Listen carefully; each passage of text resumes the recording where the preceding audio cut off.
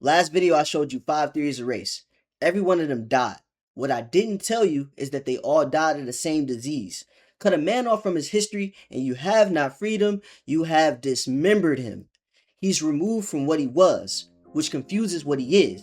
To be a person is to be in time. A past, a present, a future, and every bad theory of race amputates a tense. And this video is the autopsy. Start with the question. What makes you the same person as the boy you were at 10? I remember being 10, playing with Legos in the living room of my childhood home. But memory is not what makes me that boy. Memory is just the apparatus that identifies the continuity. What makes him me is my essence, one being moving through time. Plato wrote about the instant, that strange point where what was turns into what will be. To be whole, to be one, a man has to understand what he is in that instant. And here's what he is. He is not just the now. He's never just the now. Because if we try to be the man of now, only the now, the moment we observe the moment is gone. A man without a past has no continuity at all. He is isolated in a now, a point with no through line making him one thing. And a now with no place to go is an absurdity. And this is more practical than it seems. You prove it every time you speak. Yesterday I, when I was, tomorrow I will. Ordinary language assumes a self spread across time. And notice the last one. A self with no future can never say I will. But everyone has a will. And it goes deeper. Even the dead hold every tense. He is dead. He was alive. He will go back to the Father. He will live on in our memory. We cannot speak of a person, living or dead, in less than 3 tenses. That is what a person is. And it's what an institution is. I actually published this definition. An institution is a community that sustains norms across generations. Across generations. Strike those 2 words and everything collapses. If institutions only exist right now, there is no self.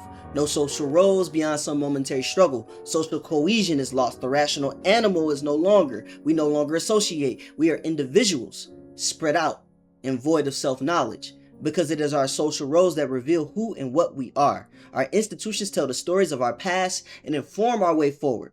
Break them or make them fleeting, and the individual is lost. Burke said it in one sentence. In his reflections on the Revolution of France, he says, society is indeed a contract between those who are living, those who are dead, and those who are to be born. The living, the dead, and the unborn. 3 tenses, 1 people. He wasn't being poetic. He was given a definition. Now, I made this argument before without knowing it. A while back, I made a video called Why Anti-Capitalists Are Lonely, cards above. I argued that the anti-capitalist is lonely due to disintegration, but I didn't name the full frame. So here it is. The anti-capitalist hates capitalism and everything that sprawls out of capitalist ideology. But look what he loves. He loves hip-hop. Modern rap, music that celebrates the very thing he's sworn to destroy. He records his critique on a phone built by Congo's children, posted on a platform owned by a massive corporation, and monetizes the revolution. On one hand, capitalism is evil. On the other hand, it is enjoyable. One part of him condemns, the other part participates. 2 parts of the self want to be one and they long for each other, and their differences appear irreconcilable. I said loneliness was his condition. Now I can tell you what loneliness is. Loneliness is being disconnected from other parts of yourself. Not from other people, but from yourself. The crowd can't fix it. The movement can't fix it. Because the severance is eternal. He rejected his inheritance, and even where he recognizes it, he repudiates it.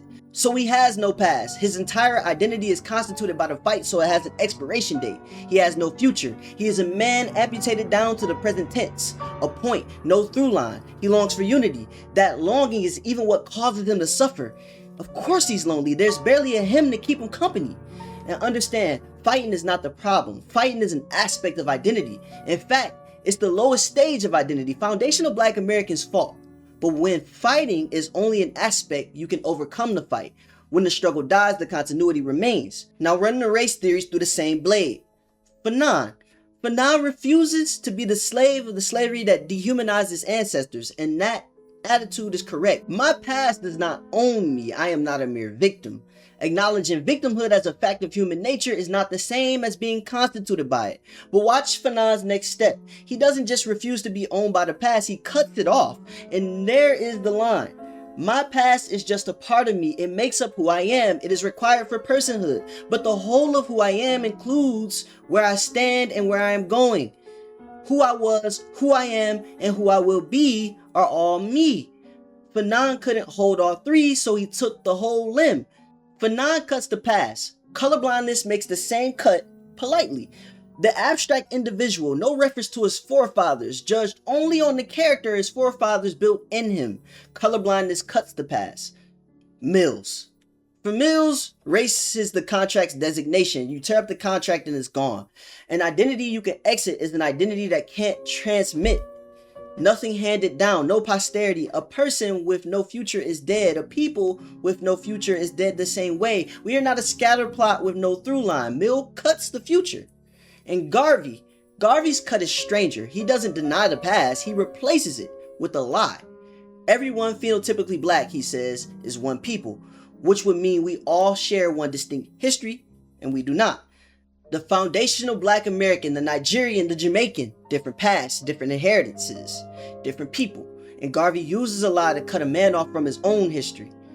Cultural erasure by another means. Garvey cuts everyone's past at once and hands them a prosthetic.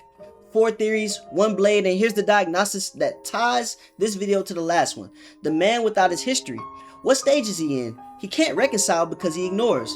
Trusting no category, owning no continuity. That's stage 4, skepticism. Arrested exactly where the dialectic said he'd be. Amputation isn't just a wound, it's an arrest. So who keeps the timeline whole? I carry a past, the foods my ancestors ate, the dress Washington laid out in his lectures on character building, the literary tradition, the faith, the churches, the music, prosperity under hostile conditions. I carry what was, and carrying it maintains it in the now. And it's not 1970, it's 2026. We stand today not knowing exactly where we will end up as a people, but we are still building. We have a culture worth passing down. Music, film, dress, a unique language, a unique story, STEM programs, and a spirit that built the nation where we were born with our own hands. And we have a posterity. We transmit our inheritance from those before us to those who come from our loins. Our children will grow up knowing, despite the dysfunction, that we are as glorious as any other people group. That is the antidote to the nihilism affecting us from the outside in. Washington understood something about time that his critics didn't. He knew the exact extent to which his past defined him, and he knew what the moment in front of him needed from him. And he also knew that if he made the moment about his work, he would make the world better for a future he would never see. And he was right. Through his labor, he is remembered. His institutions remain. Past, present, future, held at once. And that's the answer. Freedom is not escaping your history. Freedom is not waiting on the future. Freedom is holding all of it. Who you were, who you are, and who you will be as one. Foundational Black Americans are free because we have the whole of who we are at once.